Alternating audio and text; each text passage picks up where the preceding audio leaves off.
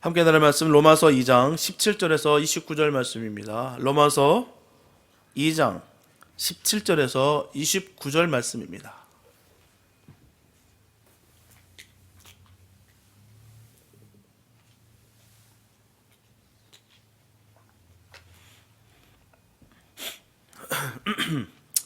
로마서 2장 17절에서 29절 말씀, 주님의 귀한 말씀 봉독해 올립니다. 유대인이라 칭하는 네가 율법을 의지하며 하나님을 자랑하며 율법의 교훈을 받아 하나님의 뜻을 알고 지극히 선한 것을 좋게 여기며 네가 율법에 있는 지식과 진리의 규모를 가진 자로서 소경의 길을 인도하는 자여 어둠에 있는 자의 빛이요 어리석은 자의 훈도여 어린 아이의 선생이라고 스스로 믿으니 그러면 다른 사람을 가르치는 네가 네 자신을 가르치지 아니하느냐. 도적질 말라. 반번은 네가 도적질하느냐. 간음하지 말라 말하는 네가 간음하느냐. 우상을 가증히 여기는 네가 신사 물건을 도적질하느냐. 율법을 자랑하는 네가 율법을 범함으로 하나님을 욕되게 하느냐. 기록된 바와 같이 하나님의 이름이 너희로 인하여 이방인 중에서 모독을 받는도다. 네가 율법을 행한즉 할례가 유익하나 만일 율법을 범한즉 네 할례가 무할례가 되었느니라. 그런즉 무할례자가 율법의 제도를 지키면 그 무할례를 할례와 같이 여길 것이 아니냐. 또한 본래 그 무할례자가 율법을 온전히 지키면 의문과 할례를 가지고 율법을 범하는 너를 판단치 아니하겠느냐. 대저 표면적 유대인이 유대인이 아니요 표면적 육신의 할례가 할례가 아니라 오직 이면적 유대인이 유대인이며 할례는 마음에 할지니 신령이 있고 의문에 있지 아니한 것이라. 그 칭찬이 사람에게서가 아니요 다만 하나님에게서니라. 아멘. 한국 속담에 그런 말이 있습니다. 빛 좋은 개살구. 빛 좋은 개살구. 한마디로 겉보기에는 너무나도 먹음직스러운 빛깔을 띠고 있지만 맛이 없는 정말 개살구를 뜻하는 거예요. 형편이 없는 것을 말합니다. 겉만 그럴듯하고 실속 없는 사람을 비유적으로 이럴 때 이런 말을 자주 사용합니다. 빛 좋은 개살구다. 우리는 사람을 겉모습으로만 판단하면 안 된다는 것을 분명히 알면서도 실상은 어떻습니까? 겉모습을 통해서 평가할 때가 얼마나 많은지 몰라요. 너무나도 많습니다. 그래서 새의 아름다움은 깃털에 있고 사람의 아름다움은 마음에 있다라고 하는 말은 옛말입니다. 옛말이에요. 한때 한국에서 참 유명한 말이 있었어요. 어머니 날 낳으시고 성형외과 원장님이 날 만드셨네. 어머니가 분명히 낳으셨지만 분명히 나의 얼굴은 성형외과 외과 선생이 싹 뜯어 고쳤다는 거예요. 이게 유행했다는 것입니다. 이처럼 외모가 경쟁적인 시대인 것이 분명하다는 거예요. 외모 지상주의를 말하는 것입니다. 미국 경제학자이자 오스틴에 있는 그 텍사스 대학교에서 그 학생들 지도했던 바로 해밀머시 경제학 기초 명예 교수는 미국 노동시장의 외모 효과가 분명 존재한다라는 사실을 밝혀냈어요. 그의 분석 결과에 의하면 평균 이상 외모를 가진 사람은 여성의 경우에 8%, 남성의 경우에 4% 정도의 임금 프리미엄을 받았다고 합니다. 하지만 반대로 외모가 좋지 않은 사람은 여성의 경우에는 4%, 남성의 경우에는 13%가량의 임금 페널티를 받는 것으로 나타났어요. 이처럼 많은 사람들이 내면보다는 외모를 더 중시합니다. 그런데 문제는 많은 사람들이 자신의 겉모습만 치장하면서 소중한 인생을 갉아먹고 있다는 것이죠. 왜일까요? 속을 보지 않기 때문입니다. 분명하게 우리는 예수 그리스도를 믿는 사람들이에요. 그래서 겉보다는 속을 봐야 됩니다. 그 사람의 겉모습이 아무리 그렇다 할지라도 그 속에 생명이 있는가, 진리가 있는가, 영생이 있는가를 판단해 보면 누구를 존중해야 하는지 자명해집니다. 하지만 주님을 믿는 사람들조차도 안타깝게 겉모습에 치중하여 이 같은 잘못을 쉽게 범한다는 거예요. 겉만 바라본다는 것입니다. 사무엘상 16장 7절에 보게 되면 나의 보는 것은 사람과 같지 아니하니 사람은 외모를 보거니와 나 여호와는 중심을 보느니라. 얼마나 감사한지요. 주님이 우리의 중심만 보시겠다는 거예요. 겉에 아무리 빛과 번쩍하게 화려하게 했다 할지라도 주님 그거 하나도 보시지 아니하시고 중심 보시겠다는 거예요. 그래서 감사한 것입니다. 분명히 주님 겉을 보시는 분이 아니라고 속을 보시는 분이다 분명히 전하셨어요. 이처럼 하나님과 같은 시선을 가진 사람이 믿음의 사람이에요. 그렇다면 죄란 무엇일까요? 겉만 보는 것입니다. 겉만 보는 것이 죄라는 거예요. 진리와 진실은 절대로 겉에 담겨 있지 않습니다. 그러므로 겉만 보고 판단하고 행동하면 죄악의 결과로 결론 맺을 수밖에 없다는 거예요. 창세기 보게 되면 아담과 하와가 선악과를 따먹었어요. 그런데 창세기 3장 6절에 보게 되면 선악과 나무에 대해서 표현하기를 먹음직도 하고 보암직도 하고 지혜롭게 할 만큼 탐스럽기도 한 나무라고 분명히 전하고 있습니다. 겉은 이토록 탐스러웠지만 그 속에는 죽음이 들어있었다는 거예요. 너무나도 먹음직스러워 보입니다. 또한 보암직도 해요. 지혜가 정말 있을 만큼 너무 화려하고 빼어납니다. 그런데 그 속에는 죽음이 있다는 거예요. 죽음이 들어있었어요. 창세기 2장 17절에서 하나님께서 분명히 전하셨습니다. 선악을 알게 하는 나무의 열매를 먹지 말라. 내가 먹는 날에는 반드시 죽으리라. 주님이 모르셨을까요? 그 화려하고 삐까뻔쩍한 그 선악과의 모습을 아시고 계셨겠죠. 그러나 그 속에 독이 있으니, 그 안에 죄가 있으니, 그 안에 죽음이 있으니 절대로 먹지 말아라. 분명히 말씀하셨는데도 불구하고 그들은 다 먹었다는 것이죠. 아담과 하와는 속을 보려 하지 않았어요. 겉에 현혹되어 버렸기 때문입니다. 저와 여러분들도 자칫 잘못하면 겉에 치중하게 되는 덫에 빠질 수 있음을 결코 잊어서는 안 됩니다. 많은 사람들이 형식 논리에 빠지고 겉모습으로 자꾸 실족하게 되는 것은 자신의 겉이 변하면 속도 변할 것이다라고 생각하기 때문입니다. 그러나 그것은 큰 착각이에요. 우리가 겉만 치중하는 삶을 사는 한 속은 절대로 변하지 않습니다. 분명하게 유대인들은 우리가 인정하든 인정하지 않든 너무나도 축복받은 민족이 맞습니다. 정말 축복받은 민족이에요. 그들은 아브라함과 모세의 신앙적 전통에 따라서 하나님의 율법을 배울 수가 있었고요. 그들의 삶을 하나님의 말씀에 의해서 결정하고 행할 수 있었기 때문입니다. 그러나 세월이 흐르는 동안 그들은 율법이 지시하는 진정한 의미를 상실했어요.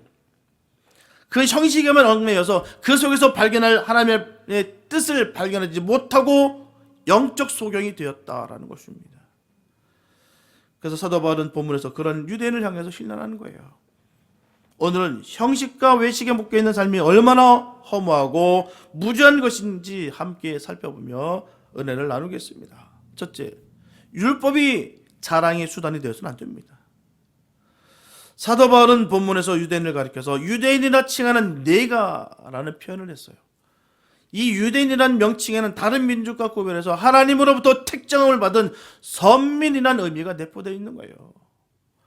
하나님은 그들과 언약을 맺으시고 나는 너희 하나님이 되고 너희는 나의 백성이 되리라고 하셨어요. 얼마나 멋있습니까? 하나님께서 난 너희 하나님 될 거고 너는 내 백성이야. 넌 내 것이야. 이거 분명 크나큰 축복이 아닐 수가 없습니다. 너무나 큰 축복이에요. 하나님이 넌 내 거야. 얼마나 큰 축복입니까? 그래서 하나님께 택함을 받았기 때문에 하나님의 보호 아래 거하며 영원한 약속을 바랄 수가 있었어요. 그러나 이런 축복 속에서 그들은 오히려 교만해지기 시작했습니다. 자기 자신들은 선민이기 때문에 어떤 일을 한다 할지라도 구원받을 수 있다는 것입니다. 이방인들은 어떤 일을 할지라도 구원받을 수 없다는 거예요. 그렇게 그들은 생각했습니다. 하나님은 유대인만의 하나님이요 이방인의 하나님은 아니라는 오해가 이런 신앙적 독단을 낳게 됐다는 거예요. 우리들만의 하나님이다. 절대로 저 사람들의 하나님이 아닙니다. 나만의 하나님이다. 나는 그렇기 때문에 무슨 죄를 져도 괜찮다. 나는 하나님 자녀이기 때문에. 그러나 저 사람들은 벌 받을 것이고 심판에 떨어질 것이며 지옥불에 영원히 불탈 것이다. 그렇게 신앙적 독단을 이룰 수 있게 됐다는 사실입니다. 그래서 사도 바울이 말하는 것은 그렇지가 않아요. 사도 바울은 로마서 3장 29절에서 전합니다. 하나님은 홀로 유대인의 하나님뿐이뇨 진실로 이방인의 하나님도 되시느니라. 하나님이 유대인을 택한 이유는 따로 있어요. 그래서 그들을 통하여 하나님의 공의를 이방인 가운데 선포하여서 하나님의 뜻을 드러내며 그의 영광을 더 나타내기 위한 것이었기 때문에 그들을 뽑으시고 그들을 선택하신 거예요. 때문에 사도 바울은 그런 의도를 망각하고 있는 이 유대인을 향해서 책망한 것입니다. 하나님께서 모세를 통해서 율법을 주시고 규례와 명령을 지켜 행하라고 명하셨어요. 그러나 유대인들은 율법의 소에 구원이 있다고 여겼습니다. 우리는 율법을 받았기 때문에 우리만 구원받은 거야. 우리는 율법이 있기 때문에 어떤 죄를 져도 우리는 구원받은 사람들이다. 그러므로 그들은 율법을 자랑하고 이방인을 멸시했습니다. 그러므로 사도 바울은 그들을 향해 모두가 죄인이요 심판의 대상이며 정죄 아래 있음을 분명히 선언했습니다. 그는 앞에서 결코 율법의 행함으로는 구원에 이를 수 없다고 선언합니다. 인간은 누구를 막론하고 하나님의 심판을 면할 수가 없어요. 누구나 죽어야 되는 것입니다. 영원히 사는 사람은 없습니다. 반드시 죽음을 맞게 돼 있다는 것이죠. 그러나 유대인들은 이 진리를 몰랐어요. 그렇기 때문에 그들은 율법을 성취하러 오신 예수 그리스도를 죽이는 가혹까지 범했다는 거예요. 아무리 선민이라 할지라도 유대인이 자랑할 것은 아무것도 없습니다.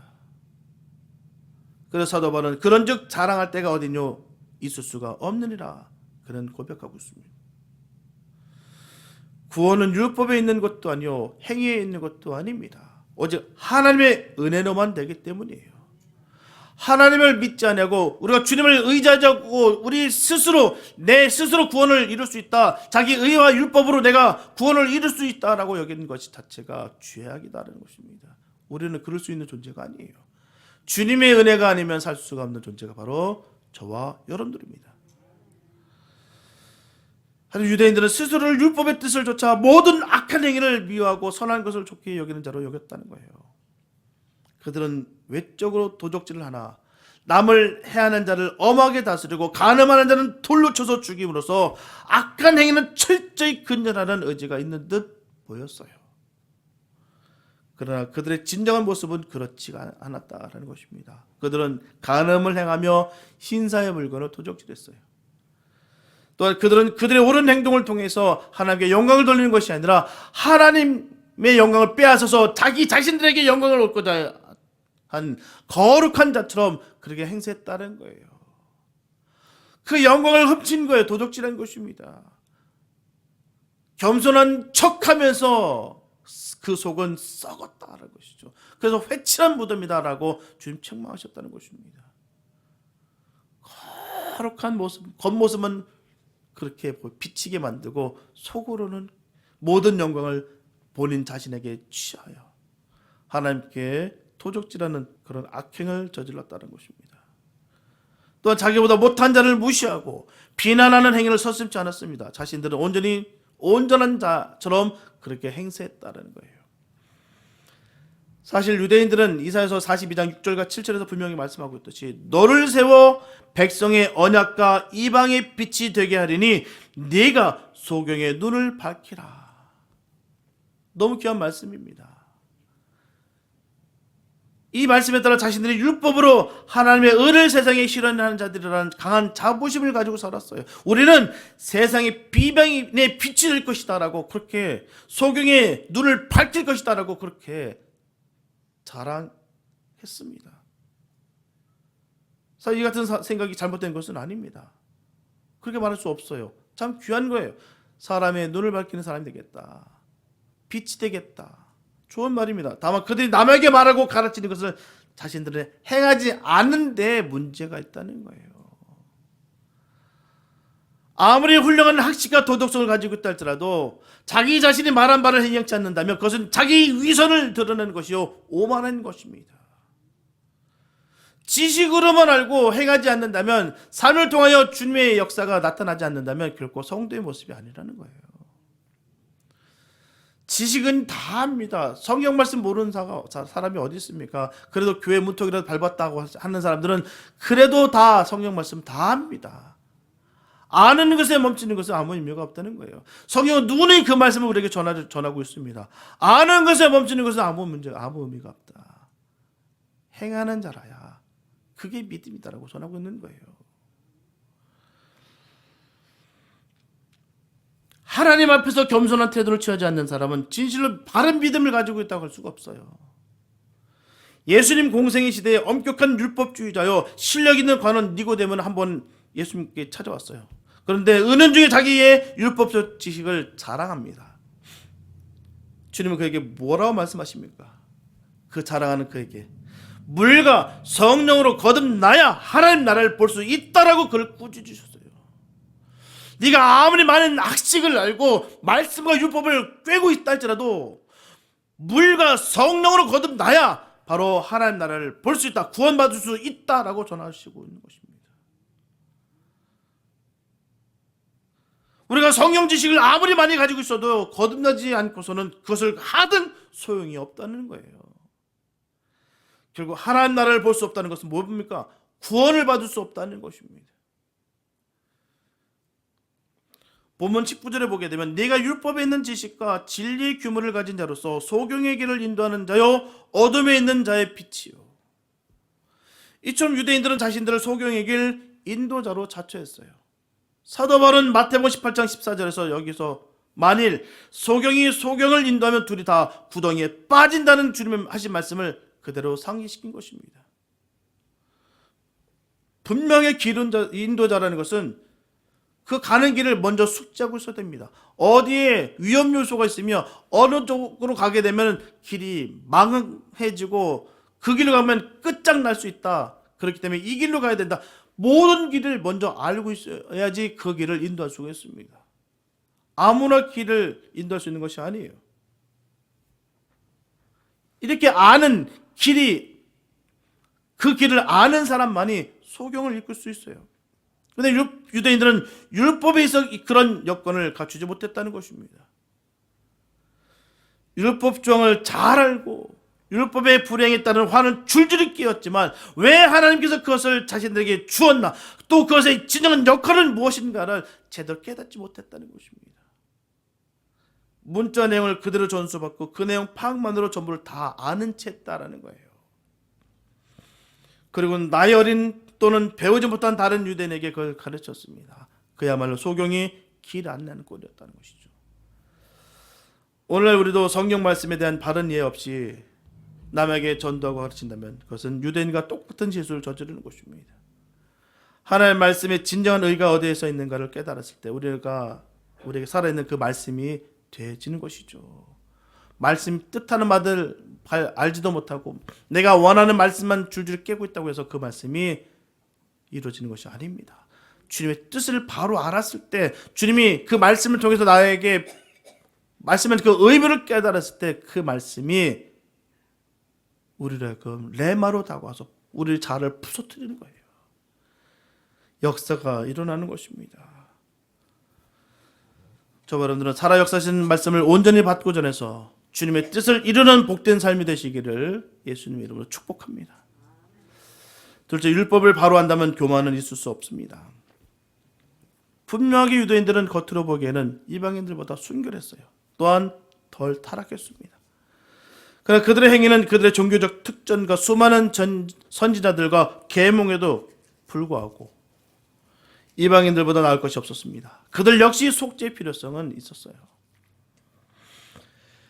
유대인들은 선민이 된 것을 스스로 자랑하면서 자기 자신들은 힘써서 지키지 않는 율법을 자랑했다는 거예요. 그뿐 아니라 그들은 자기들의 생활은 어떠하든지 하나님은 자기들만의 하나님으로 유대인들만 구원하시고 이방인은 간섭지 않고 구원치 않는다라고 그렇게 그들은 믿고 있었다는 거예요. 그 믿음이 굉장히 강했습니다. 그런 연유로 말미암아 그들의 신앙은 철저한 형식주의자가 되었다는 거예요. 외식하는 생활을 했다는 것입니다. 그래서 사도 바울은 본문 28절에서 이를 지적합니다. 표면적 유대인이 유대인이 아니요 표면적 육신의 할례가 아니다. 뿐만 아니라 예수님께서도 전하셨습니다. 마태복음 5장 7장 21절에서 나더러 주여 주여 하는 자마다 천국에 다 갈 것이 아니요라고 분명히 엄하게 말씀하셨어요. 주여 주여 한다는 게 뭐겠습니까? 믿는다고 전하는 거예요. 안 믿는 사람이 주여 주여 하는 거 봤습니까? 믿는다고 하는 사람들이 주여 주여 하죠. 그런데 주여 주여 하는 자마다 천국에 다 들어갈 것이 아니다라고 전하고 있는 거예요. 믿지도 않으면서 그냥 모양만 성도인 경우가 얼마나 많은지 모릅니다. 성도라는 이름이 우리를 구원하는 것은 아닙니다.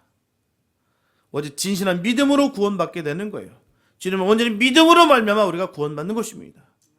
틀림없이 유대인은 이방인과 달리 하나님으로부터 그들의 삶의 기준이 되는 율법을 받았어요. 너무 귀한 것입니다. 하나님으로부터 율법을 받는 거예요. 얼마나 귀한데요. 그러나 사도 바울은 그들의 교만함을 적나라하게 지적하고 있다는 것입니다.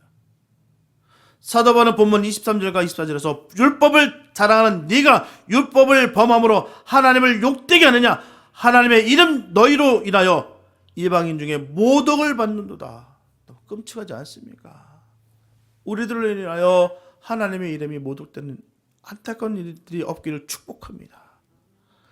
우리를 주목하고 있다니까요. 세상 사람들은 우리를 주목하고 있습니다. 자기 자신들은 따를 마음도 없고 하지도 않습니다. 거룩의 길 관심도 없습니다. 그런데도 불구하고 우리들을 바라보면서 평가하고 있다는 것이죠.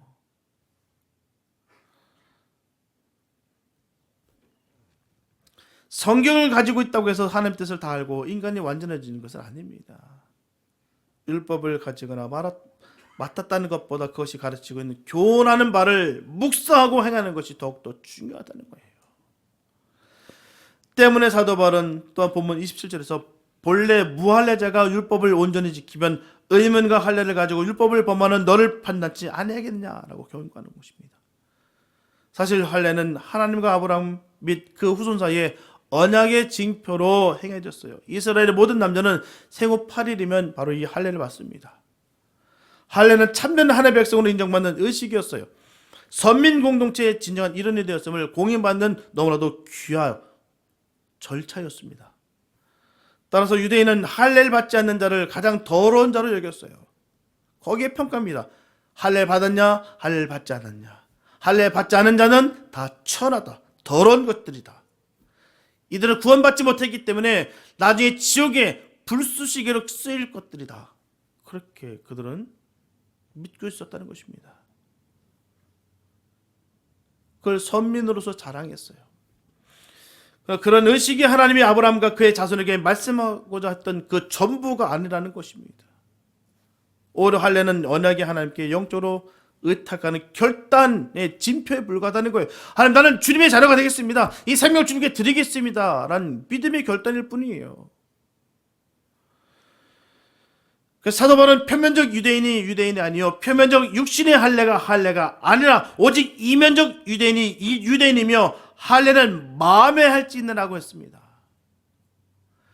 예레미야서 9장 25절과 26절에서 보게 되면 예레미야 선지자는 그가 활동한 당시에 이미 마음에 할례 받지 못한 이스라엘을 하나님이 심판하실 것이다라고 분명히 예언했습니다. 할례를 받았다 할지라도 심판을 받을 것이다. 죄에 더럽혀지고 하나님을 멀리하고 믿음을 버린 자들은 분명히 심판을 받을 것이다.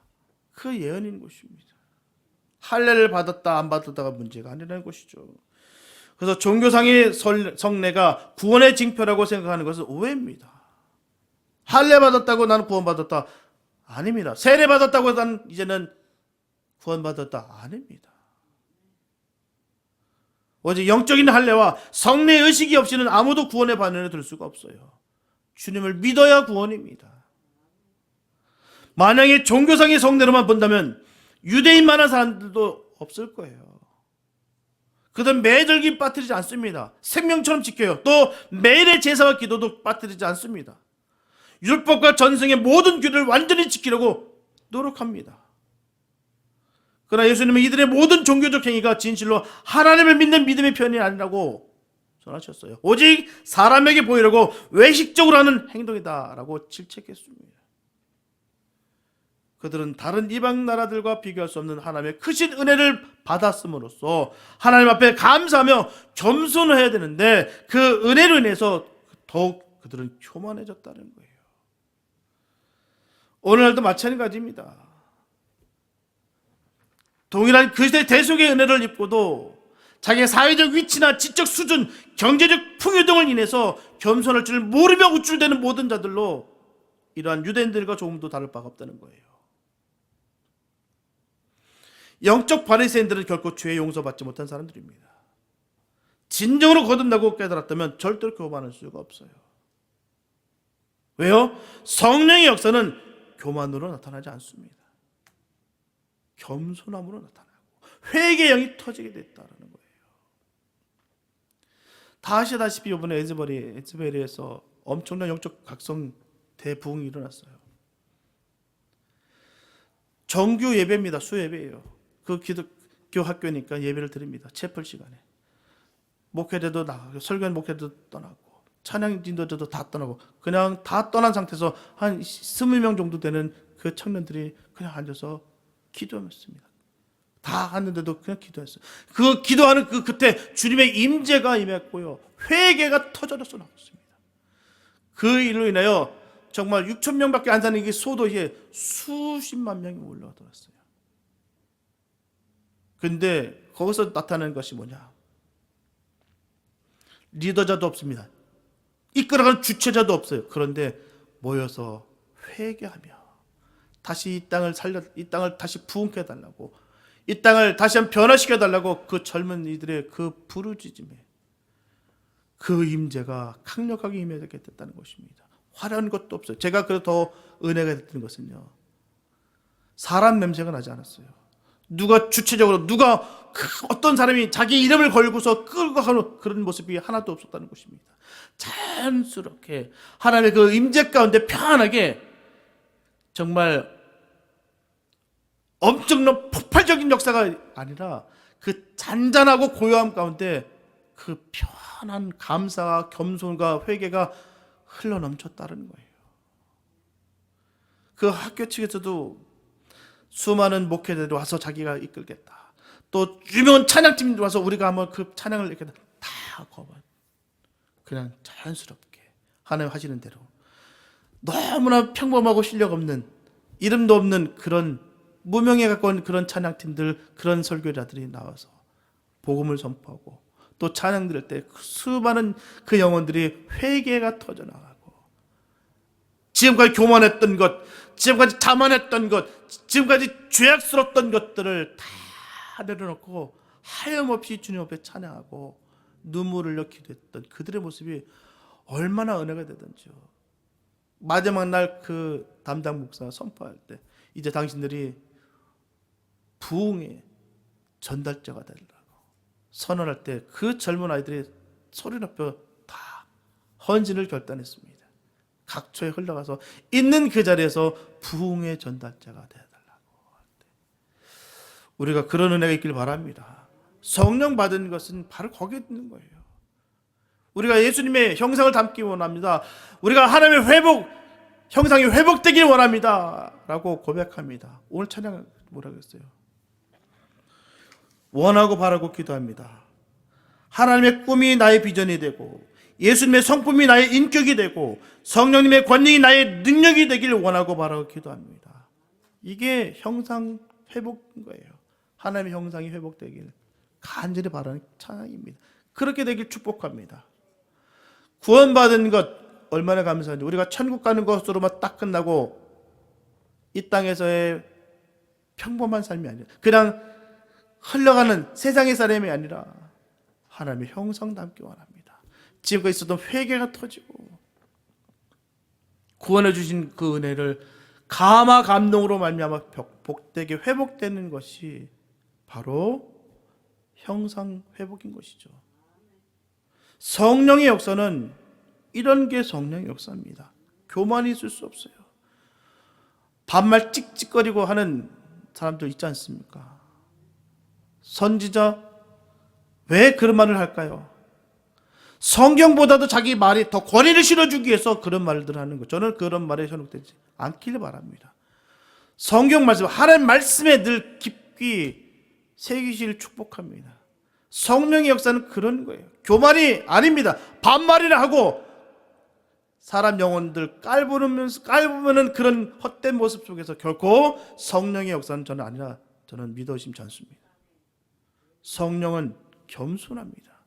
그 받은 사랑으로 인하여 내가 주님 앞에 무릎을 꿇고 주님 앞에 회개를 선포하고 주님 앞에 무릎으로 나가는 것이 성령의 역사예요. 내가 율법이나 받았다고 해서, 내가 조금이나 능력이나 받았다고 해서 건방 떨고 교만해지고 영혼을 깔보고 정죄하고 하는 모습 속에서 저는 성령의 모습이라 여기지 않습니다. 이번에 에즈베리 대학을 통해서 너무나도 깊게 인상이 심어졌습니다. 성령의 역사는 이런 것이구나. 교만이 아닌 겸손이구나. 회개가 터져서 나와야 되는구나. 나 같은 죄인을 살려주시는 것에 감사가 터져서 나오는 것이다. 이게 성령의 역사입니다. 희망이 생깁니다. 그 20여 명의 그 젊은 청년들이 앉아서 그 기도했던 그 역사로 인하여, 하나님의 임재로 인하여 수십만 명이, 세계가 주목되는 역사가 이루어졌다는 사실에 우리 교회도 희망을 겁니다. 우리는 믿음의 사람들이 있어요.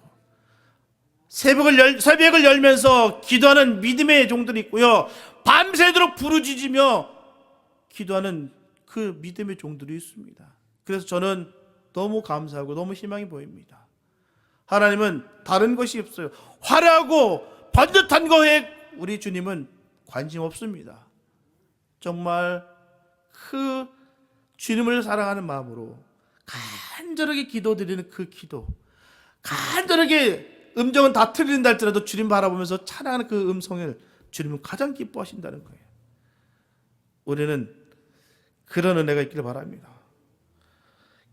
우리 교회에 그런 은혜가 있기를 바랍니다. 성령의 역사가 있기를 바랍니다. 교회 나가고 성경 간다고 죄를 짓는 것이 아니에요. 죄 짓지 않는 것이 아닙니다. 다만 겸한 마음으로 죄에 대해 애통해야 하고 교만한 마음을 버려야 되는 거예요. 죄를 회개하고 하나님께 나가야 될 줄 믿습니다. 그때 하나님은 우리를 의롭다 하실 것입니다. 저분들은 용서함 받은 죄인인 것을 잊지 마시고 구원의 감격을 기억하시며 교만을 버리시고 겸손함으로 주님의 이름을 높여드리는 삶이 되시기를 예수님의 이름으로 축복합니다. 셋째, 마음으로 받은 할례자가 되어야 됩니다. 할례가 공식적인 의식으로 굳어진 것은 모세에 의해서요. 그러나 이스라엘 백성이 애굽을 나와 광야에 유랑하는 동안은 할례식을 지키지 않았고요, 여호수아가 인도되어 요단강을 건너 가나안에 입국할 때 이 할례식을 거행했습니다. 이때부터 할례는 유대인의 자랑이 되었고 이를 지키지 않는 백성들을 경시하게 됐다는 거예요. 이렇게 형식적 할례라는 것은 할례 의식의 진정한 의의를 망각하고 육체적으로 받은 것만 자랑스럽게 여기는 것을 말하는 거예요. 표피 하나 잘라냈다는 거 그게 다입니다. 그런데 그걸 전부라고 여긴다는 것입니다.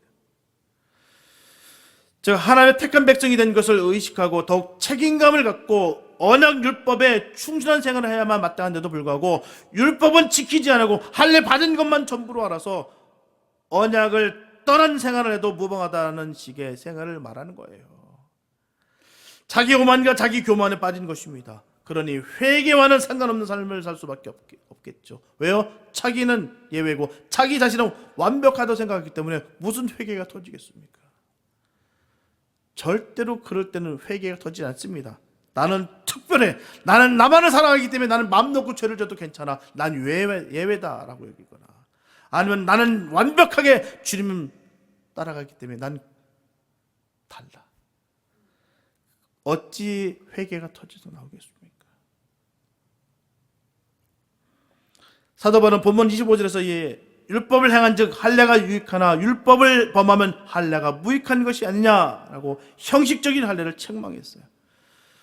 이는 오늘날 마치 진실한 믿음은 없으면서도 교회 직분만을 자랑 삼는 성도들과 흡사하다는 거예요. 교회의 직분은 결코 믿음의 분량을 측정하는 바로미터가 아닙니다. 자랑거리도 아니요, 사회 지위 체계같이 신분 상승의 단계도 아닙니다. 바로 다만 순교의 순위가 되는 거예요. 그래서 교회 직분은 봉사의 직분이요, 봉사와 희생의 양으로 구분되는 것입니다. 따라서 어떤 직분이든지 그 직분을 맡은 후에 합당한 봉사와 희생이 따르지 않는다면 그것은 무의미한 직분이요, 무가치한 임직입니다. 인정도 하지도 않아요. 본이 되지 않는데 아무리 직분이 있다 할지라도 본이 되지 않는다면 사람들은 인정하지 않습니다. 하나님도 인정하지 않을 뿐만 아니라 사람도 인정하지 않아요. 예레미야서 4장 4절에 보면 유다인과 예루살렘 거민들아, 너희는 스스로 할례를 행하여 너희 마음 가죽을 베고 나 여호와께 속하라. 그렇지 아니하면 너희 행악을 인하여 나의 분노가 불같이 발하여 사르리니 그것을 끌 자가 없으리라. 너무나도 엄하신 하나님의 말씀이십니다. 너희들이 아무리 할례를 받았다 할지라도, 아무리 수많은 직분을 받았다 할지라도 마음의 할례가 없는 자들에게는 하나님께서 말씀하시기를 불같이 발하여 사르리니 그것을 끌 자가 없으리라. 형식적인 것, 겉에 번듯하게 외식하고 가식하는 것, 주님께서 결코 용납지 않으시겠다는 것입니다. 우리의 믿음 생활도 마찬가지예요. 골로새서 2장 11절에 보게 되면 또 그 안에서 너희가 손으로 하지 아니한 할례를 받았으니 곧 육적 몸을 벗는 것이요 그리스도의 할례니라. 이런 할례가 있기를 축복합니다. 마음의 할례가 있기를 바랍니다. 영적인 할례가 있기를 바랍니다. 아무리 수없이 수많은 세를 받았다 할지라도 영적인 할례를 받지 않는다고 하면 아무 소용이 없습니다. 형식에 끝나는 것은 아무 의미가 없다는 것이죠. 우리는 육적인 몸을 벗는 일로서 육체적 의식과는 전혀 상관없는 일들을 영적인 것으로 풀어나가야 될 줄 믿습니다. 영에 속한 일들을 우리가 꿈꾸며 나가는 거예요. 즉 마음과 정성을 온전히 하나님께 바치는 것이 진정한 할례요, 하나님의 말씀을 순종하고 실행하는 것이 할례의 계획적 의미를 순수하게 지키는 것입니다. 그렇다고 해서 우리가 외향적 의식 그 자체를 무시해야 된다는 것을 말하는 것이 아닙니다. 예수님께서 율법을 폐하러 오신 것이 아니라 완성시키러 오신 것이다 라고 분명히 전하셨어요. 예수님께서 오심으로 말미암아 율법이 무익해진 것이 아니라 도리어 더 완전해지는 것처럼 영적인 할례로 인하여 율법적인 할례가 무익해지는 것이 아니라 그 의미가 더욱 분명해지고 온전해지는 것입니다. 그래서 삶을 통해서 드러나야 된다는 거예요. 삶을 통해 주님의 모습이 드러나기를 축복합니다. 마음의 할례를 받아서 우리를 사용해 주신 그 주의 뜻이 이루어지고 주님의 형상이 회복되는 역사가 이루어지시기를 축복합니다. 매사에 겸손하시고 매사에 은혜가 넘치시고 감사가 넘치고 그 범사에 주신 그 복을 누려 승리하는 우리가 되기를 축복합니다. 주님께서는 우리를 사랑하십니다. 우리가 이 땅에 살아간다 할지라도 하나님께 속한 자로서 그 하늘의 심의권을 가진 자로서의 삶을 이 땅 가운데서도 살아내야 될 줄 믿습니다. 죽어서 가는 천국만이 아니에요. 이 땅에서도 천국을 이루는 삶을 살아야 될 줄 믿습니다. 분명히 우린 천국의 심의권을 받은 자들이에요. 그렇다고 한다면 그 삶을 바로 살아야 될 줄 믿습니다. 세상 사람들보다 더 악질로, 세상 사람들보다 더 허물 많은 사람의 삶이 아니라 비록 부족하고 연약할지라도 최선을 다하는 삶을 통해서 예수의 사랑이 드러난 삶을 살아내는 역사가 있기를 예수의 이름으로 축복합니다. 사랑하는 성도 여러분, 오늘 우리가 자랑할 수 있는 것은 무엇일까요? 우리의 행의 노력들, 신앙적 경력과 과거의 헌신들, 그 어떤 것일지라도 자랑해서는 안 됩니다. 자랑할 것이 없어요. 오직 우리의 자랑은 오직 예수입니다. 오직 예수만 자랑하시기 바랍니다. 예수로 말미암아 우리가 구원받았음을 생각하시면서 오직 예수만 증거하시고 자랑하시길 축복합니다. 예수를 자랑하는 일에 걸림이 된다면 무슨 일이든 멈추시기 바랍니다. 우리의 모든 것은 예수로 말미암아 나오는 것이며 예수의 십자가의 은혜 안에서 주어지는 것이기 때문이에요. 오직 그리스도의 의만 자랑하고자 할 때 그 신앙이 가장 안전한 신앙이 될 수가 있습니다. 주님의 십자가만 자랑하고자 할 때 우리 안에 있는 모든 허영으로부터 우리가 자유할 수가 있는 것입니다. 주님의 십자가를 드러낸다는 것은 우리는 하나님의 용서가 필요한 죄인이고 하나님의 자비와 은혜가 아니면 살아갈 수 없는 존재이며 주의 공로를 의지해야지만 살아갈 수 있는 존재라는 것을 인정하는 것이에요. 우리는 예수 아니면 살 수 없습니다. 주님의 은혜가 아니면 우리는 살 수가 없어요. 이 사실을 꼭 기억하시기 바랍니다. 내 힘과 내 능력으로 내 지혜로 살 수 있는 것이 아니에요. 주님의 은혜로 살아가는 것을 꼭 기억하시면서 주님 의지하시기 바랍니다. 주님 아니면 살 수 없음을 우리가 고백하는 것이 이것이 복음입니다. 주님만 사랑하시고 주님만 바라보시기 바랍니다. 그래요, 우리가 주님으로 인하여 우리가 지금도 영생의 길을 한 발자국 뚜벅뚜벅 걸어가고 있음을 고백하시고 감사하시며 회개의 영이 터져 주님만 고백하고 주님만 사랑하고 주님만 바라보시며 나아가시길 축복합니다. 그래서 예수 그리스도에 대한 참된 믿음을 가지고 하나님의 은혜를 소유한 자로 확신 가운데 기쁨으로 살아가는 저와 여러분들 다 되시기를 예수님의 이름으로 축원합니다. 기도합니다. 사랑해 주님 감사합니다. 아버지의 크신 은혜로 말미암아 우리가 살아갑니다. 주님, 우리가 지식을 얻었다, 성경적인 지식을 얻었다고 해요, 율법을 받았다고 해서 우리가 구원받은 것이 아닌 것을 깨닫는 우리가 되기 원합니다. 주님을 온전히 믿음으로 말미암아 우리가 구원을 받는다는 것을 기억할 수 있는 우리가 되게 하여 주시옵소서. 하나님, 간절히 소원합니다. 에즈벌이 그 대학에 임했던 주님의 임재가 지금 이곳에도 임하게 하여 주시옵소서. 있는 곳에서 주님의 임재로 말미암아 부흥의 전달자가 되는 역사가 우리 가운데 있게 하여 주시옵소서. 우리는 연약합니다. 아무 보잘것없는 저희들입니다. 그러나 주님께서 터치하시고 주님께서 인도하시면 반드시 그런 아름다운 일들이 이루어질 줄로 믿습니다. 우리를 사용하여 주시옵소서. 내 안에 있는 거만함들, 자고하는 마음들 다 버리게 하여 주시고 겸손하게 주의 뜻을 따르며 주여 회개의 영을 부어주셔서 선포할 때마다 주의 사랑을 전하며 주님, 우리의 모든 것이 다 주님의 은혜인 것을 선포하며 믿음으로 세워지는 역사가 이루어지게 하여 주시옵소서. 주의 임재가 넘칠 줄로 믿사옵고 우리를 구원하신 예수님의 이름 기도했습니다.